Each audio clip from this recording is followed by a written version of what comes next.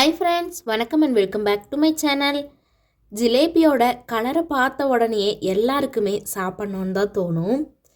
இன்றைக்கி நம்ம செய்ய போகிறது ஜிலேபி ரெசிபி. அதுவும் ஈஸியாக வீட்லேயே சூப்பர் டேஸ்ட்டில் செய்யலாம்.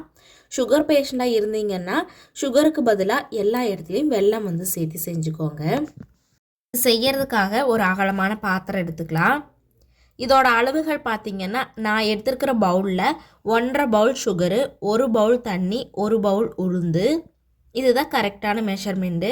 இப்போ சுகரும் சேர்த்திட்டு தண்ணியும் சேர்த்தி ஒரு ஏலக்காய் தட்டி சேர்த்ததுக்கப்புறமா கலர் பொடியும் சேர்த்திக்கலாம். இப்போ ஒரு கம்பி பதம் வர்றதுக்கு முன்னாடியே ஸ்டவ் ஆஃப் பண்ணி அதை அப்படியே ஆற விட்டுறலாம். இப்போ உளுந்து மாவு ரெடி பண்ணுறதுக்காக உளுந்தை 1லேருந்து 2 மணிக்கூர் தான் ஊற வைக்கணும். அதுக்கு மேலே ஊற வைக்கக்கூடாது. ஊற வச்ச உளுந்தை தண்ணி சேர்த்தாமல் மிக்சியில் அடித்து எடுத்துக்கலாம். தேவைப்பட்டதுன்னா கொஞ்சமாக ஐஸ் வாட்டர் சேர்த்துனீங்கன்னா மாவு நல்லா ப்ளஃபியாக வரும். கொஞ்சமாக ஐஸ் வாட்டர் சேர்த்தி இதை இந்த பதத்துக்கு, நான் இப்போ காமிச்ச பதத்துக்கு மாவு அடித்து எடுத்ததுக்கப்புறமா கொஞ்சமாக கார்ன்ஃப்ளவரு, கலர் பொடியும் சேர்த்திட்டு ஒரே டைரெக்ஷனில் தான் மிக்ஸ் பண்ணணும்.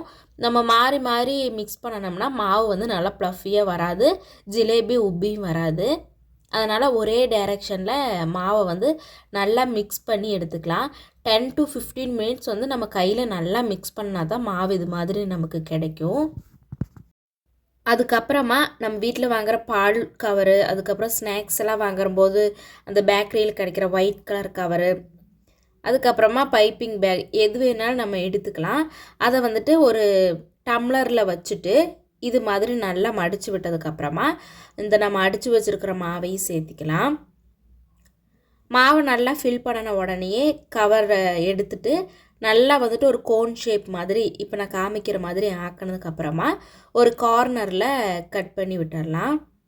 கட் பண்ணினதுக்கப்புறமா இது மாதிரி மாவு வர ஸ்டார்ட் ஆயிரும். இப்போ நம்ம ஜிலேபி சுற்றுறதுக்கு ஸ்டார்ட் பண்ணிடலாம்.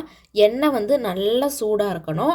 அப்படியே நம்ம சுற்றும் போது சிம்மில் வச்சதுக்கப்புறமா இப்போ ஜிலேபிகளை நான் சுற்றுற மாதிரியே உங்களுக்கு எந்த ஷேப்பில் வருதோ அது மாதிரி நம்ம சுற்றி எடுத்துக்கலாம். ஃபஸ்ட்டு சுற்றுறீங்க அப்படின்னா பிளேட்லேயே ஏதாவது ஒன்றில் சுற்றி பார்த்துட்டு அதுக்கப்புறமா சுற்றினீங்கன்னா கரெக்டாக வந்துடும். நானுமே இதை சுற்றுறது ஃபஸ்ட் டைம் தான், பட் சூப்பராகவே வந்துருந்துச்சு. ஃபஸ்ட்டு இப்படி இருக்கும், அதுக்கப்புறமா செய்கிறது எல்லாமே கரெக்டாக வந்துடும்.